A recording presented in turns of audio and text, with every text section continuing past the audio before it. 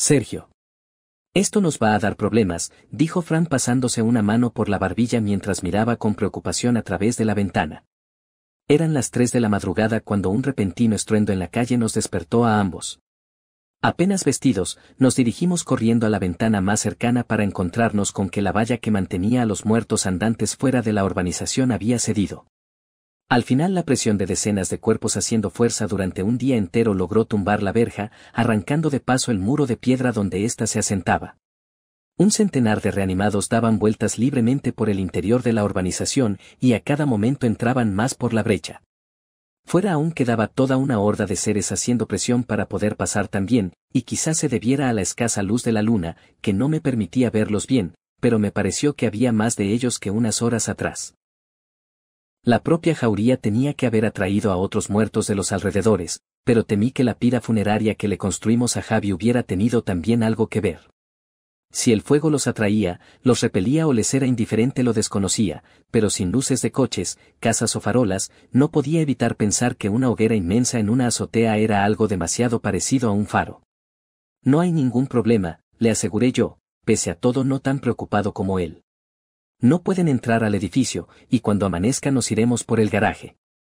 Que se paseen lo que quieran por el patio. Fran negó con la cabeza. Sí que lo hay, porque no hay escaleras que bajen directas al garaje. ¿Cómo coño no va a haber una escalera al garaje?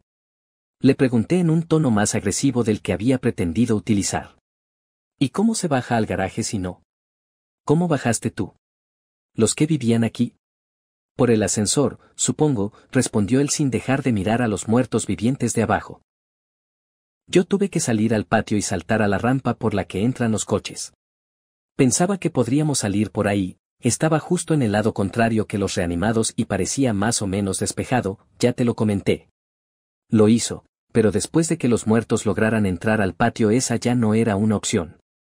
De no haber sido por mi pie, podríamos habernos ido tras quemar a Javi y no habríamos acabado en esa situación tan crítica. Sin embargo, por precaución y miedo a lesionarme de nuevo decidí aguantar una noche más, y por culpa de eso quizá ya no tuviéramos forma de salir del edificio. Debí suponer que una mierda de valla como la que rodeaba la urbanización no iba a aguantar eternamente a un centenar de muertos vivientes cabreados.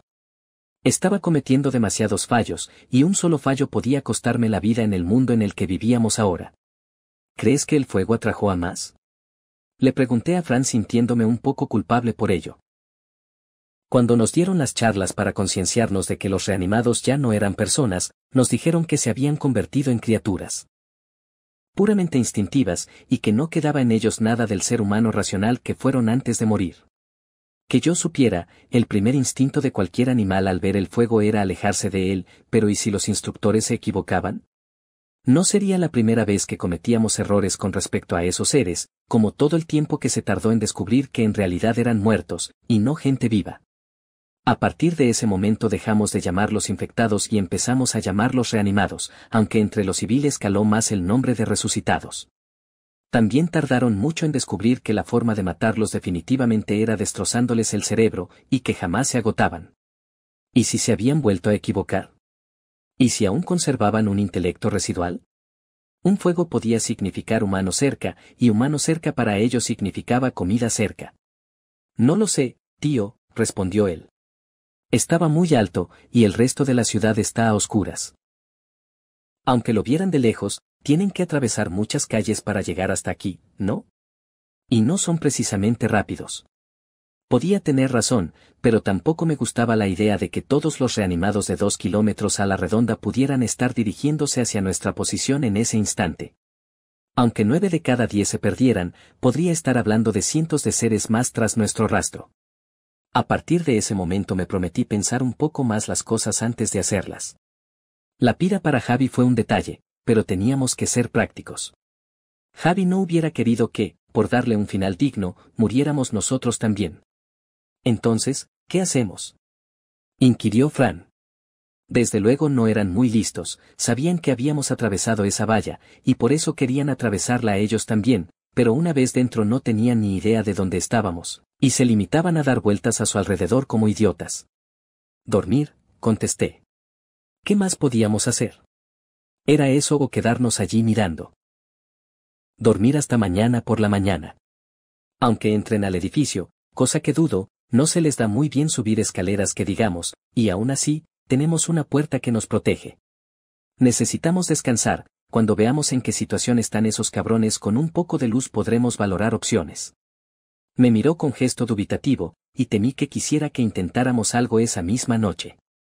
Era una posibilidad, pero sabía que la oscuridad no nos daba ventaja alguna.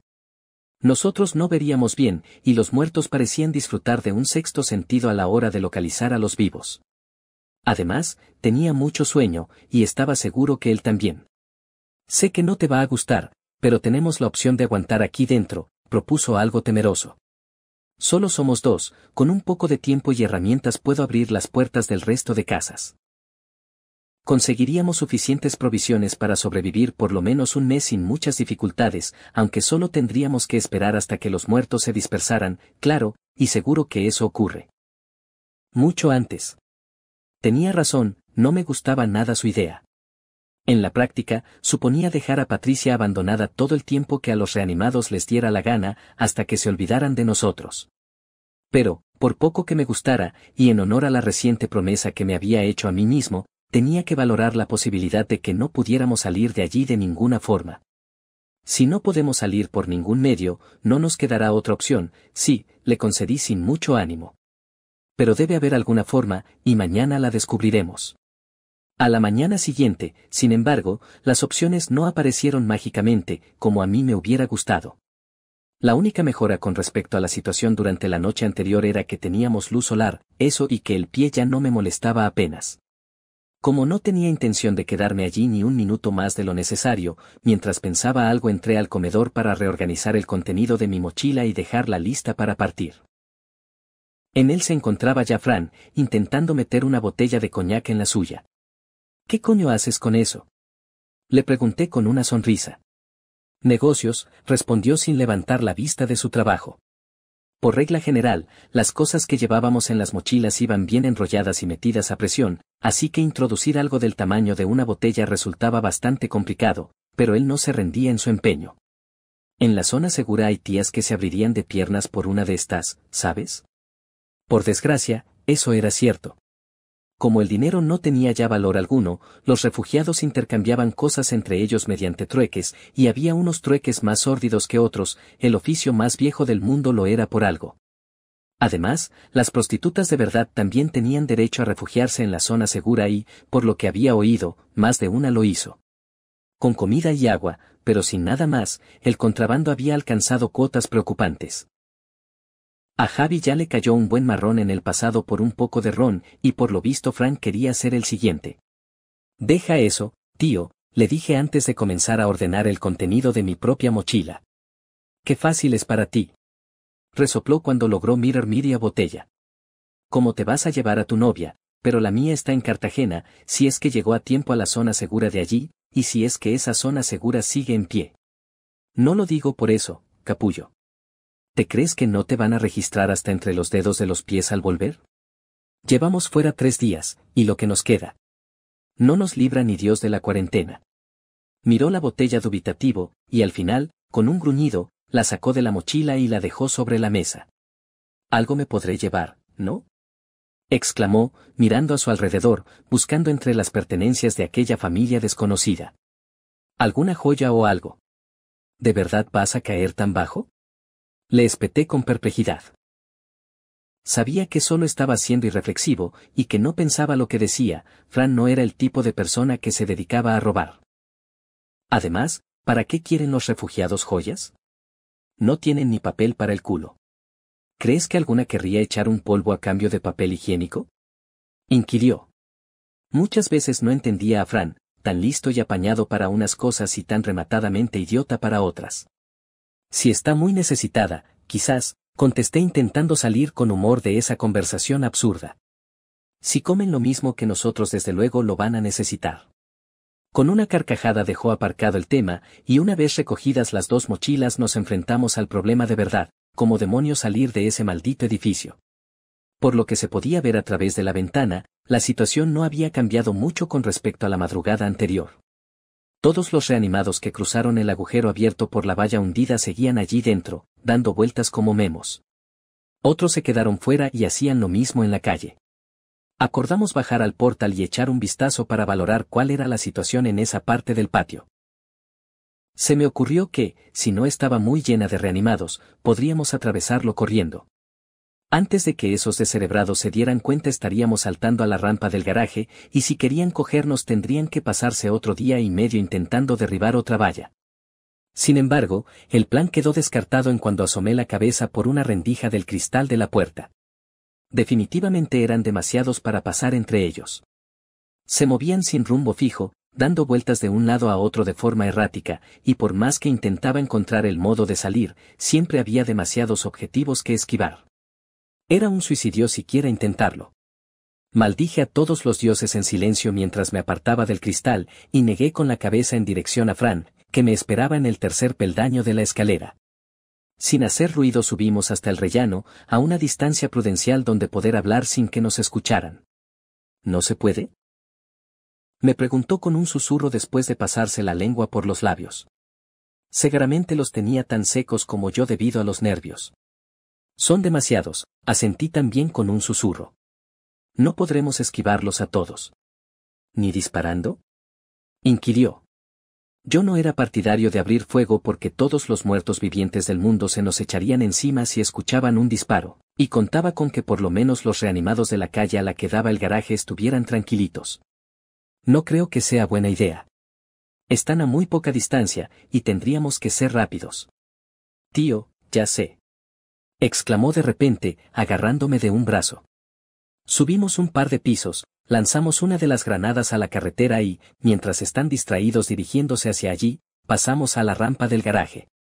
Ese plan tenía el mismo problema que los tiros, y eso era el ruido, pero mejoraba en cuanto a que seguramente nos quitaba a más muertos del camino que disparándoles. Las granadas per se eran una mierda como arma contra los reanimados. Si tenías la suerte de que un fragmento de metralla atravesara el cráneo y le destrozara el cerebro a uno no estaban mal, pero si eso no pasaba solo estabas llenándoles el cuerpo de metralla, y eso les importaba bien poco. Si es posible, preferirían no hacer demasiado ruido. Ya tenemos bastantes reanimados por aquí, no los quiero también al otro lado, objeté, a lo que él me respondió con un gruñido. Si es posible, dices. Si pudiéramos elegir, habría elegido que funcionaran los ascensores. Pero estamos como estamos, protestó inútilmente, aunque su réplica sirvió para que una bombilla se encendiera en mi cabeza. Los ascensores, exclamé. Ya te he dicho que no van, no hay electricidad, dijo, y acto seguido me lanzó una mirada que decía ¿es que te has vuelto tonto? No hay electricidad, pero el hueco sigue ahí, ¿no? Le señalé. Se giró para mirar los ascensores con gesto pensativo. Obviamente había captado cuál era mi idea, sin embargo, no parecía convencido, y no entendía por qué. Era una gran idea, podríamos bajar en silencio por el hueco hasta el garaje, salir por el otro lado a la calle y dejar atrás a los reanimados. No sé, tío, suena arriesgado, titubeó. Más que andar tirando granadas, pensé, aunque no lo expresé en voz alta. No sé dónde está el riesgo, respondí con vehemencia. Sus dudas injustificadas me estaban empezando a irritar. ¿Te da miedo saltar de la planta baja al garaje? ¿Cuántos metros pueden ser? 3. Es solo dejarse caer. Joder, yo podría hacerlo. Y tengo el pie tocado. No. Lo que me da miedo es que los ascensores están al otro lado de la puerta. Sus palabras fueron un mazazo porque, en efecto, desde las escaleras donde nos encontrábamos, y para llegar hasta los dos ascensores, había que pasar por delante de la puerta de entrada, a través de cuyos cristales se podía ver el patio, y el patio entero podía vernos a nosotros. Mira, yo no voy a ser el nuevo teniente Muñoz. Si no hay un plan de victoria claro prefiero no hacer nada, dijo, y se sentó en el escalón. Pero eso para mí no era una opción. No iba a quedarme tirado en una casa que no era mía, con Patricia sola en su piso, mientras él buscaba cosas que cambiar por sexo en la zona segura. Un puente de plata hasta el garaje no nos va a poner nadie, así que algo hay que arriesgar, le espeté. Prefiero arriesgarme intentando que no me vean atravesar un portal a salir ahí pegando tiros o lanzando granadas. En cuanto pasemos por ahí delante y uno de esos cabrones nos vea estaremos jodidos, esa puerta no va a aguantar como la valla. Esa se abre al segundo empujón un poco fuerte, Y si nos invaden el rellano ya no salimos de aquí nunca, replicó él, no sin parte de razón. Vale, entonces hacemos lo que tú decías, los distraemos con algo y luego, cuando ya no estén dando por culo en la puerta, salimos. Subiré al primer piso y lanzaré una granada. Eso los distraerá, exclamó entusiasmado. El Fran idiota atacaba de nuevo. Iba a acabar metiéndole las granaditas por donde no le iba a gustar. ¿Para qué quieres una granada, cojones? Repliqué. Te asomas a una ventana y les das un par de gritos, los gilipollas del culo estos se amontonarán atraídos por el ruido. Luego bajas y vemos cómo salimos, si por el ascensor o por la puerta, como nos sea más cómodo. Vale, accedió con un leve asentimiento. ¿Qué cojones? Venga, intentémoslo. Sube tú, le indiqué con un gesto de la cabeza. Podrás colarte en alguna casa del primer piso. Te asomas a una ventana que no sea de la misma cara que esta puerta y les pegas unos gritos para atraerlos. Yo me quedo aquí, echando un vistazo a lo que hacen para ver por dónde salimos. La puesta en marcha del plan era bastante simple, lo único que podía fallar era el propio resultado. Igual lo único que lográbamos era atraer más dentro de la urbanización, porque fuera todavía quedaban unos cuantos.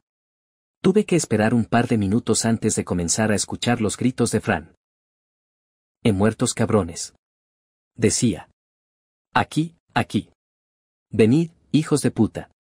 La reacción fue inmediata, los muertos vivientes, que hasta ese momento se desplazaban dando tumbos sin un rumbo fijo, se lanzaron como autómatas hacia el origen de la voz que los insultaba. Venga, venga. Seguía gritando. Queremos salir de aquí, hijos de puta. Venga. Funcionaba, los muertos estaban despejando el patio. La voz de Fran les resultaba tan atractiva que igual ni siquiera teníamos que salir por los ascensores.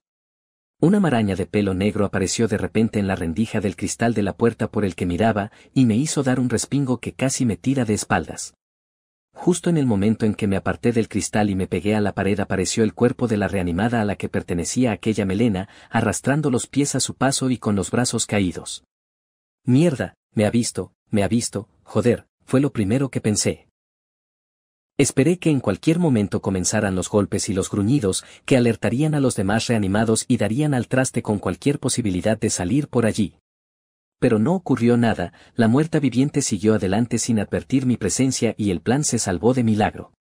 Cuando volví a asomarme solo quedaban 3 reanimados cerca de nuestro camino, un torso despellejado e irreconocible que se arrastraba en dirección al ruido, pero sin piernas y, por tanto, mucho más despacio que los demás. Una mujer rubia que en lugar de brazo derecho tenía un muñón sanguinolento y putrefacto, a la que le faltaban además un ojo y una oreja, y por último el que más me inquietó, pese a que no había sido desfigurado ni mutilado, un reanimado que permaneció sentado contra la valla. ¿Qué teníamos que saltar? ¿Qué hace ese, dormir la siesta?, pensé extrañado. Era como si hubieran dejado un cadáver allí apoyado, y no se movía salvo por la boca, que se abría y cerraba como si luchara por respirar.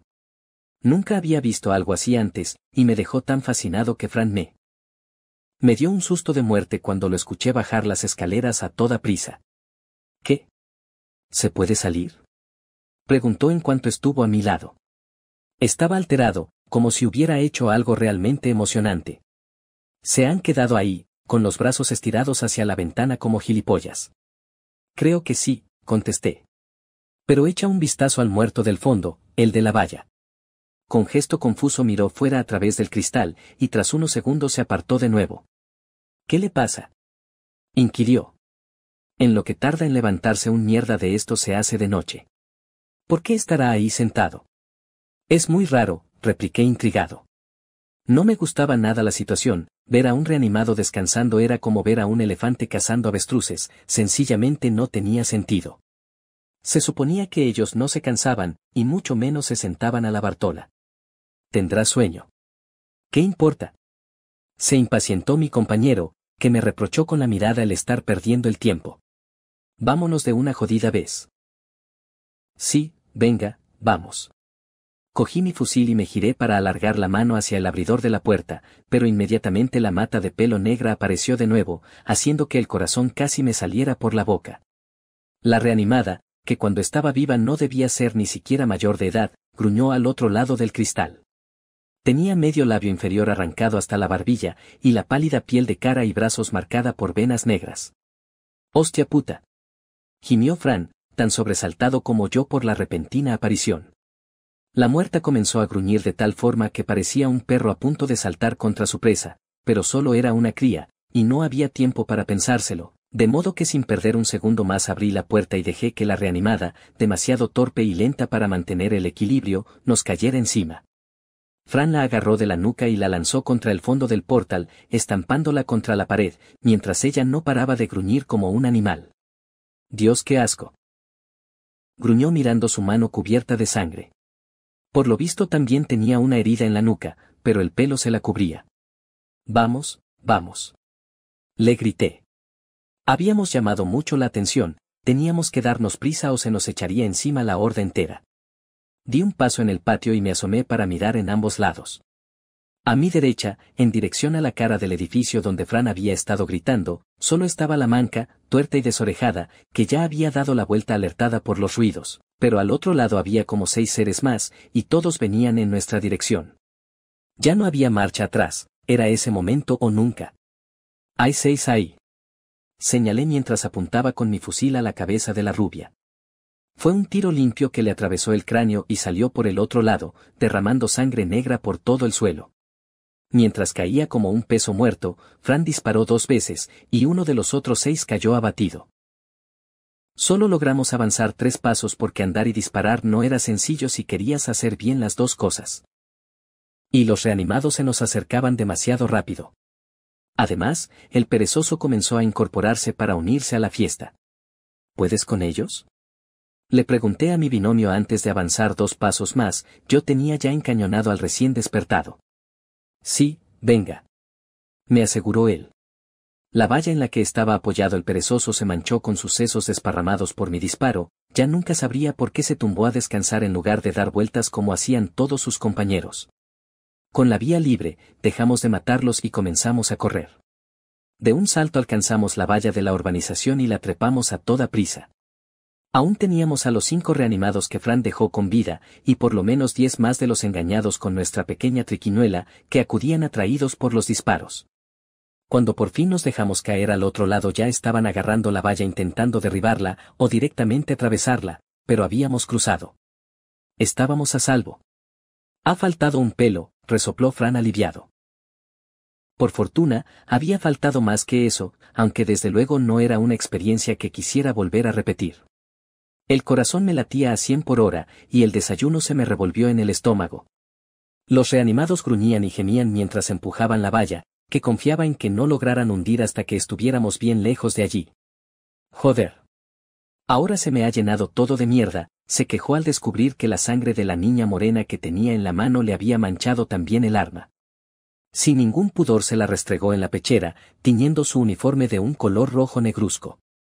La sangre y los cadáveres podridos, desfigurados y mutilados hacía tiempo que no me causaba ninguna impresión. Sin embargo, por alguna razón, al ver esa sangre me sentí casi tan mal como después de disparar a Javi, así que aparté la vista de ella y eché un último vistazo al edificio, lugar que a partir de entonces sería la tumba de mi antiguo binomio y amigo.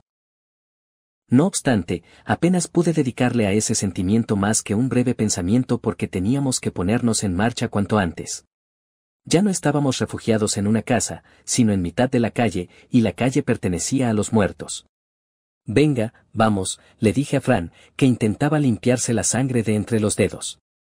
«Los tiros atraerán a más hacia aquí». Nos encontrábamos en la rampa que bajaba hasta la entrada al garaje de la urbanización, así que tan solo tuvimos que subir un par de metros para salir a la calle principal, que no era ni mucho menos igual a las que recorrimos con el camión. Aquellas fueron despejadas de vehículos para que los transportes militares pudieran pasar con facilidad, pero en la nuestra había coches aparcados en ambos lados de la carretera, con aspecto de abandonados, una gruesa capa de polvo por encima y hojas secas de los árboles cercanos enganchadas en los parabrisas. Uno de ellos se encontraba parado en mitad de la carretera, cruzado a través de los 2 carriles y bloqueando ambas direcciones. Me imaginé que debieron haberlo abandonado a toda prisa, porque la puerta del conductor seguía abierta. Vehículos como ese me recordaron por qué no podíamos movernos en uno. Cerca del final de todo, la ciudad fue un completo caos. La gente intentaba huir con sus coches, pero había atascos, accidentes que nadie podía atender y muchos otros factores que daban como resultado calzadas cortadas al tráfico, como aquella. De hecho, un poco más adelante un autobús volcado incluso cortaba el paso por la acera. Lo pondría alguien así para que los reanimados no pudieran pasar, se me ocurrió de repente. Si era así, no lo había conseguido, o al menos no del todo. En una calle cercana que desembocaba en la nuestra podían ver por lo menos a 3 de ellos tambaleándose a unos 100 metros. Solo uno, Sergio. Esto nos va a dar problemas, dijo Fran pasándose una mano por la barbilla mientras miraba con preocupación a través de la ventana. Eran las 3 de la madrugada cuando un repentino estruendo en la calle nos despertó a ambos. Apenas vestidos, nos dirigimos corriendo a la ventana más cercana para encontrarnos con que la valla que mantenía a los muertos andantes fuera de la urbanización había cedido. Al final la presión de decenas de cuerpos haciendo fuerza durante un día entero logró tumbar la verja, arrancando de paso el muro de piedra donde ésta se asentaba. Un centenar de reanimados daban vueltas libremente por el interior de la urbanización y a cada momento entraban más por la brecha. Fuera aún quedaba toda una horda de seres haciendo presión para poder pasar también, y quizás se debiera a la escasa luz de la luna, que no me permitía verlos bien, pero me pareció que había más de ellos que unas horas atrás. La propia jauría tenía que haber atraído a otros muertos de los alrededores, pero temí que la pira funeraria que le construimos a Javi hubiera tenido también algo que ver. Si el fuego los atraía, los repelía o les era indiferente lo desconocía, pero sin luces de coches, casas o farolas, no podía evitar pensar que una hoguera inmensa en una azotea era algo demasiado parecido a un faro. No hay ningún problema, le aseguré yo, pese a todo no tan preocupado como él. No pueden entrar al edificio, y cuando amanezca nos iremos por el garaje. Que se paseen lo que quieran por el patio. Fran negó con la cabeza. Sí que lo hay, porque no hay escaleras que bajen directas al garaje. ¿Cómo coño no va a haber una escalera al garaje? Le pregunté en un tono más agresivo del que había pretendido utilizar. ¿Y cómo se baja al garaje si no? ¿Cómo bajaste tú? ¿Los que vivían aquí? Por el ascensor, supongo, respondió él sin dejar de mirar a los muertos vivientes de abajo. Yo tuve que salir al patio y saltar a la rampa por la que entran los coches. Pensaba que podríamos salir por ahí. Estaba justo en el lado contrario que los reanimados y parecía más o menos despejado, ya te lo comenté. Lo hizo, pero después de que los muertos lograran entrar al patio esa ya no era una opción. De no haber sido por mi pie, podríamos habernos ido tras quemar a Javi y no habríamos acabado en esa situación tan crítica. Sin embargo, por precaución y miedo a lesionarme de nuevo decidí aguantar una noche más, y por culpa de eso quizá ya no tuviéramos forma de salir del edificio. Debí suponer que una mierda de valla como la que rodeaba la urbanización no iba a aguantar eternamente a un centenar de muertos vivientes cabreados. Estaba cometiendo demasiados fallos, y un solo fallo podía costarme la vida en el mundo en el que vivíamos ahora. ¿Crees que el fuego atrajo a más? Le pregunté a Fran sintiéndome un poco culpable por ello.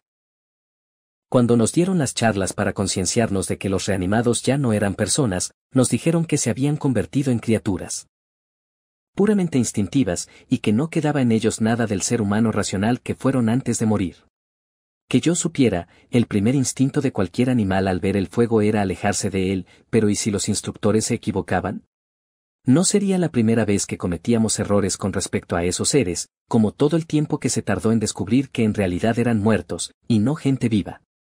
A partir de ese momento dejamos de llamarlos infectados y empezamos a llamarlos reanimados, aunque entre los civiles caló más el nombre de resucitados. También tardaron mucho en descubrir que la forma de matarlos definitivamente era destrozándoles el cerebro, y que jamás se agotaban. ¿Y si se habían vuelto a equivocar? ¿Y si aún conservaban un intelecto residual? Un fuego podía significar humano cerca, y humano cerca para ellos significaba comida cerca. No lo sé, tío, respondió él. Estaba muy alto, y el resto de la ciudad está a oscuras. Aunque lo vieran de lejos, tienen que atravesar muchas calles para llegar hasta aquí, ¿no? Y no son precisamente rápidos. Podía tener razón, pero tampoco me gustaba la idea de que todos los reanimados de 2 kilómetros a la redonda pudieran estar dirigiéndose hacia nuestra posición en ese instante. Aunque 9 de cada 10 se perdieran, podría estar hablando de cientos de seres más tras nuestro rastro. A partir de ese momento me prometí pensar un poco más las cosas antes de hacerlas. La pira para Javi fue un detalle, pero teníamos que ser prácticos. Javi no hubiera querido que, por darle un final digno, muriéramos nosotros también. Entonces, ¿qué hacemos?, inquirió Fran. Desde luego no eran muy listos, sabían que habíamos atravesado esa valla, y por eso querían atravesarla a ellos también, pero una vez dentro no tenían ni idea de dónde estábamos, y se limitaban a dar vueltas a su alrededor como idiotas. Dormir, contesté. ¿Qué más podíamos hacer? ¿Era eso o quedarnos allí mirando? Dormir hasta mañana por la mañana. Aunque entren al edificio, cosa que dudo, no se les da muy bien subir escaleras que digamos, y aún así, tenemos una puerta que nos protege. Necesitamos descansar, cuando veamos en qué situación están esos cabrones con un poco de luz podremos valorar opciones. Me miró con gesto dubitativo, y temí que quisiera que intentáramos algo esa misma noche. Era una posibilidad, pero sabía que la oscuridad no nos daba ventaja alguna. Nosotros no veríamos bien, y los muertos parecían disfrutar de un sexto sentido a la hora de localizar a los vivos. Además, tenía mucho sueño, y estaba seguro que él también. Sé que no te va a gustar, pero tenemos la opción de aguantar aquí dentro, propuso algo temeroso. Solo somos dos, con un poco de tiempo y herramientas puedo abrir las puertas del resto de casas. Conseguiríamos suficientes provisiones para sobrevivir por lo menos un mes sin muchas dificultades, aunque solo tendríamos que esperar hasta que los muertos se dispersaran, claro, y seguro que eso ocurre. Mucho antes. Tenía razón, no me gustaba nada su idea. En la práctica, suponía dejar a Patricia abandonada todo el tiempo que a los reanimados les diera la gana, hasta que se olvidaran de nosotros. Pero, por poco que me gustara, y en honor a la reciente promesa que me había hecho a mí mismo, tenía que valorar la posibilidad de que no pudiéramos salir de allí de ninguna forma. Si no podemos salir por ningún medio, no nos quedará otra opción, sí, le concedí sin mucho ánimo. Pero debe haber alguna forma, y mañana la descubriremos. A la mañana siguiente, sin embargo, las opciones no aparecieron mágicamente, como a mí me hubiera gustado. La única mejora con respecto a la situación durante la noche anterior era que teníamos luz solar, eso y que el pie ya no me molestaba apenas. Como no tenía intención de quedarme allí ni un minuto más de lo necesario, mientras pensaba algo entré al comedor para reorganizar el contenido de mi mochila y dejarla lista para partir. En él se encontraba ya Fran, intentando meter una botella de coñac en la suya. ¿Qué coño haces con eso?, le pregunté con una sonrisa. Negocios, respondió sin levantar la vista de su trabajo. Por regla general, las cosas que llevábamos en las mochilas iban bien enrolladas y metidas a presión, así que introducir algo del tamaño de una botella resultaba bastante complicado, pero él no se rendía en su empeño. En la zona segura hay tías que se abrirían de piernas por una de estas, ¿sabes? Por desgracia, eso era cierto. Como el dinero no tenía ya valor alguno, los refugiados intercambiaban cosas entre ellos mediante trueques, y había unos trueques más sórdidos que otros, el oficio más viejo del mundo lo era por algo. Además, las prostitutas de verdad también tenían derecho a refugiarse en la zona segura y, por lo que había oído, más de una lo hizo. Con comida y agua, pero sin nada más, el contrabando había alcanzado cuotas preocupantes. A Javi ya le cayó un buen marrón en el pasado por un poco de ron, y por lo visto Frank quería ser el siguiente. Deja eso, tío, le dije antes de comenzar a ordenar el contenido de mi propia mochila. Qué fácil es para ti. Resopló cuando logró mirar media botella. ¿Cómo te vas a llevar a tu novia? Pero la mía está en Cartagena, si es que llegó a tiempo a la zona segura de allí, y si es que esa zona segura sigue en pie. No lo digo por eso, capullo. ¿Te crees que no te van a registrar hasta entre los dedos de los pies al volver? Llevamos fuera 3 días, y lo que nos queda. No nos libra ni Dios de la cuarentena. Miró la botella dubitativo, y al final, con un gruñido, la sacó de la mochila y la dejó sobre la mesa. Algo me podré llevar, ¿no?, exclamó, mirando a su alrededor, buscando entre las pertenencias de aquella familia desconocida. ¿Alguna joya o algo? ¿De verdad vas a caer tan bajo?, le espeté con perplejidad. Sabía que solo estaba siendo irreflexivo, y que no pensaba lo que decía. Fran no era el tipo de persona que se dedicaba a robar. Además, ¿para qué quieren los refugiados joyas?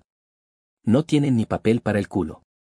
¿Crees que alguna querría echar un polvo a cambio de papel higiénico?, inquirió. Muchas veces no entendía a Fran, tan listo y apañado para unas cosas y tan rematadamente idiota para otras. Si está muy necesitada, quizás, Contesté intentando salir con humor de esa conversación absurda. Si comen lo mismo que nosotros desde luego lo van a necesitar. Con una carcajada dejó aparcado el tema, y una vez recogidas las dos mochilas nos enfrentamos al problema de verdad, cómo demonios salir de ese maldito edificio.